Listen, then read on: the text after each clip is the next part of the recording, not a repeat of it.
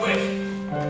I've come in answer to your advertisement, sir. Bumble's my name, beadle of the workhouse, where the lad was cared for, and where he was apprenticed to an undertaker, where he ran away from. Yes, and do you know where the boy is now? Not no more than nobody. Well, what do you know of him? This trinket was given by the last dying mother to my dear wife, just before she died. The last mother, that is, not my wife. And she gave that trinket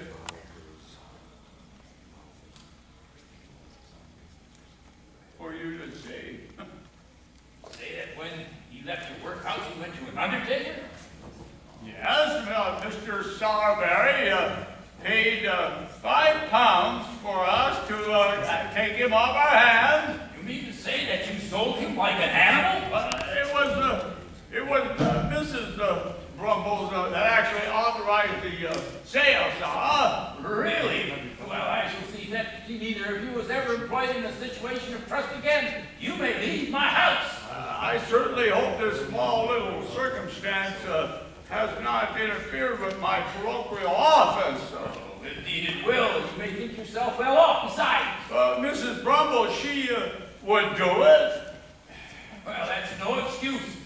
You were present on the occasion when the boy was sold, and that makes you more guilty of the two in the eye of the law. For the law supposes that your wife acts under your direction. If the law supposes that, then the law is an ass. If the eye of the law is that, then the law is a bachelor. And the worst I would wish the law is that I would be judged by experience. By experience, Begone, you contemptible wretch! Begone, I say! Big Mom, you have to let me right away. I have to sing to the Brownlows. Hang on, I don't understand. Excuse me, sir. There's a young woman at the back door inquiring for you and saying she has information about Oliver. Edwin, look at this miniature. You see who it is? Why, it's Miss Agnes, sir. Yes, my daughter Agnes, and I have every reason to suspect that Oliver was her child. Oh, sir. I can't stay out there any longer. If I'd gone away as many would have done, you might have been sorry and not without reason neither. Well, I'm sorry if anyone has been rude to you. How can I help you? I don't know. Can she be trusted? Yes, why? I am the little girl that took little Oliver back to old Fagan's on the morning he left this house. You? Me, sir, and I wish now that I'd never been part of it. You mentioned you specially, and I thought if I came to you. Well, where is this place you speak of? Fagan's? Well, that I can't tell you. Did you know perhaps that Oliver is probably my grandchild? I didn't know nothing. All I knew was me orders. I had to get him back or suffer for it. You don't believe me. I don't want your pity. I had to come. Even though there are those who would murder me if they knew I'd been here. Murder? Where is Oliver?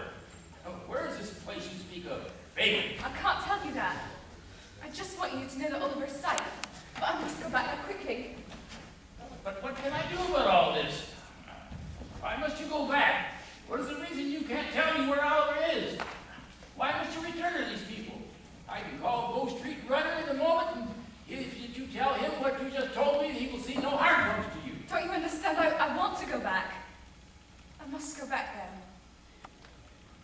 You see, back there was a man that I just can't leave. I love him, and you don't know what it's like to love someone like that.